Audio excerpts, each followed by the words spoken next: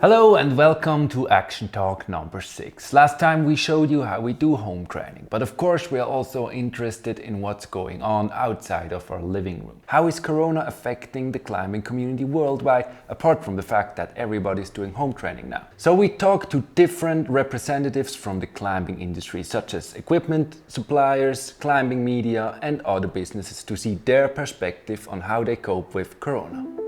And changing a little bit the machine setting to cut the textile pieces instead of using leather.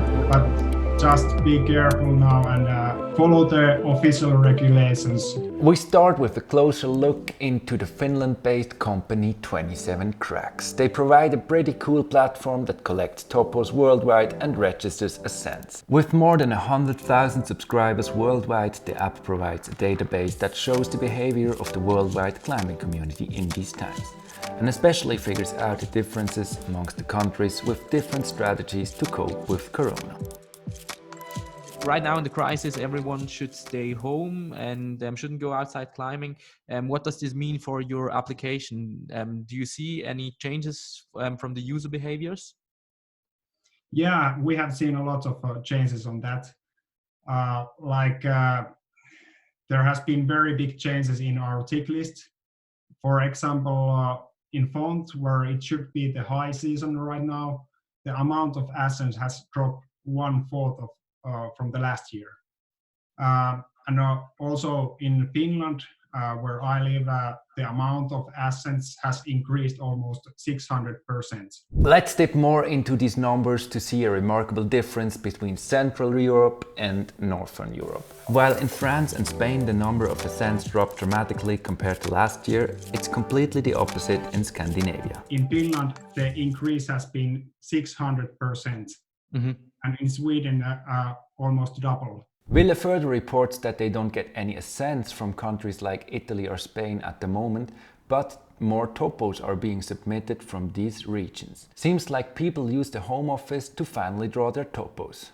Yeah, exactly, because of course some of people, they have a possibility to go outside alone, and of course they can take pictures of boulders and rocks and draw topos.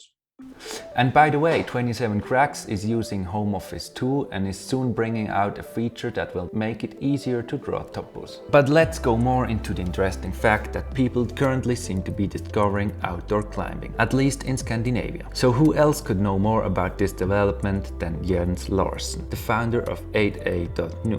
We just reached him after he's been climbing outdoors all day long.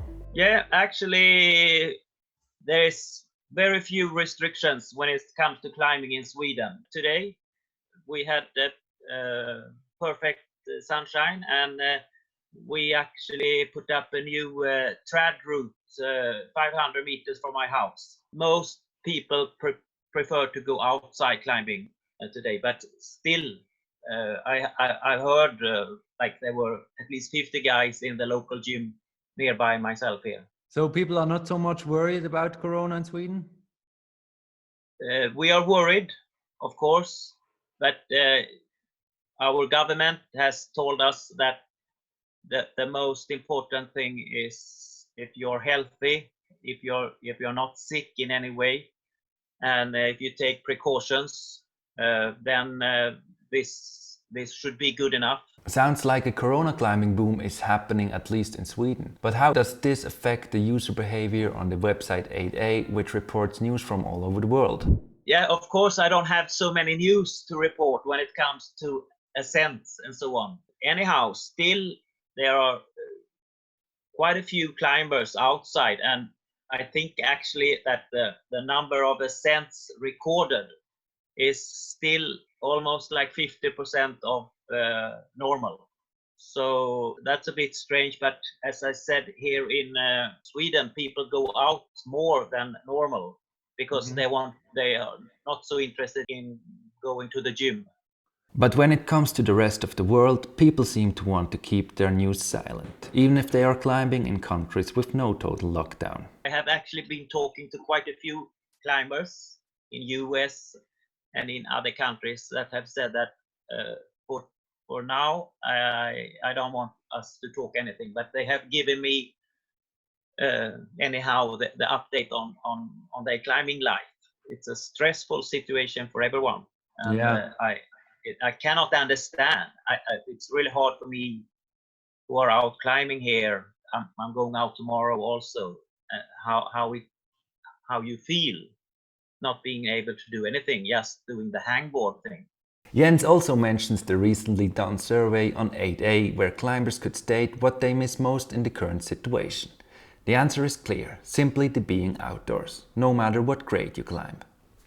So I think that what we will see here in the future is that we will go out more, just to go out climbing easier routes and having fun, interacting with the people and so on, and not possibly just go out projecting or focusing only on competitions and so on. I think this can be a bit of a game changer. But let's have a look into the gyms. As Jens said, there are no restrictions in Sweden, doors still open. But are people still coming, and how is it possible to keep climbing safe? We reach out to Magnus Högström from one of the biggest gyms in Sweden, the Klätterdomen. I think like in gyms in general and climbing gyms, people are, I think it's probably pretty safe place to be, not to get like sick, because like I guess most people don't want to go training if they are sick. Mm-hmm. So the people who goes training are not sick. Yeah. Did you also set up some special regulations? I don't know, for example, that just 20 people are allowed in the gym? No, I don't know like restrictions like that, because it's like maybe maximum of 30 to 40 people at the same time in the gym right now. Yeah. So it's very like, but we haven't gone out with that yet. That like you can't use the same rope next to each other or so. But maybe it will come to that or something. But and we're trying like to clean much more, like especially like door handles and stuff you take with your hands, like the gym equipment.